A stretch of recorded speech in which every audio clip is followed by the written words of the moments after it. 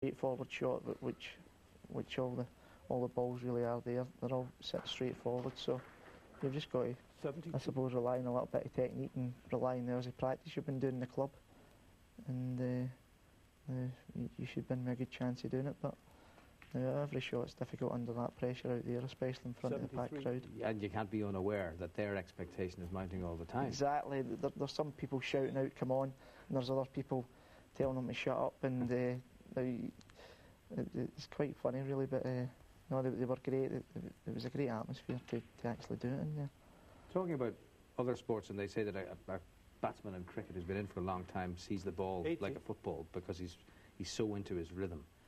Does it get a bit like that with you when you're at this point in a break? Are you full of confidence now? Yeah, I was full of confidence here.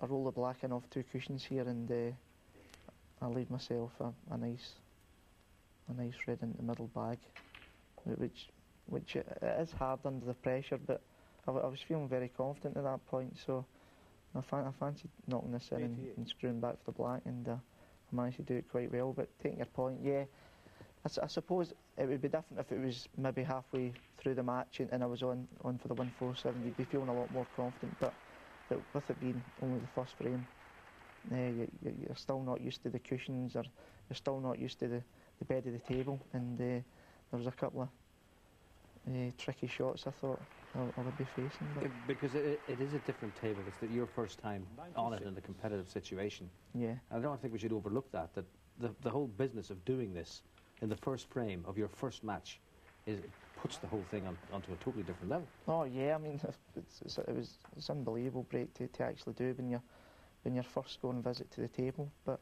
I played a bad shot there. I get too much into the white ball, and I've left myself a tricky red into the middle bag, and I managed to pot the red, but then I go too close to the cushion.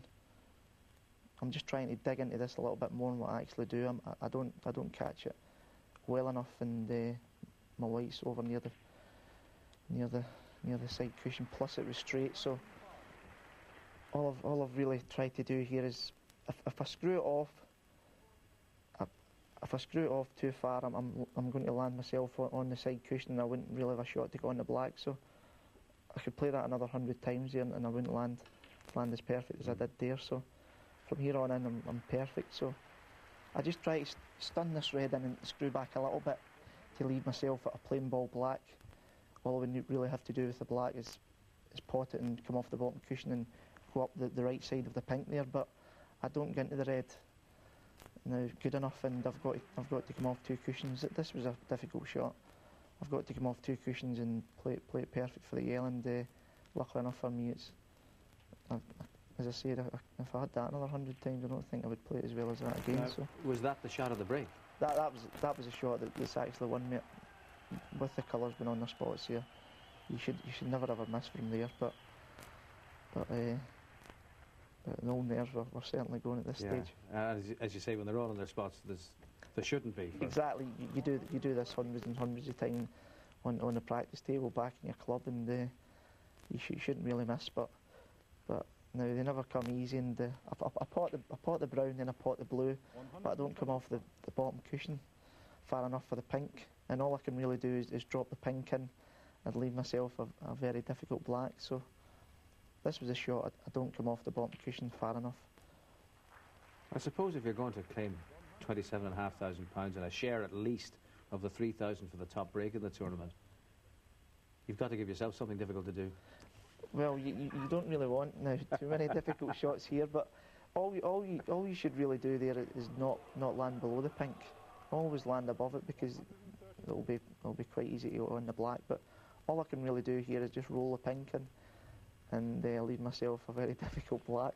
I actually didn't fancy potting this, being honest. I was exactly. I was down on it, and I was going to hit it hard, and I was going to hit it slow, and I was thinking to myself, what if you get a kick on the blacks? But I managed to get down on it and just say, look, just try and pot it as if you were maybe holding for a red at the pack, and luckily for me, I've hit it quite nice. That's such a perfect end. Yeah, the perfect break. It was great. And the first time in the history, 23-year history of the Benson Irish Masters, that any snooker player has ever completed a 147.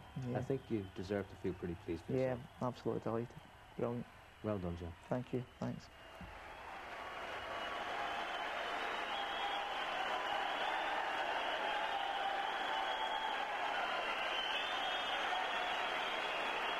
On his very first scoring visit to the table, he clears the board with the perfect result, a 147.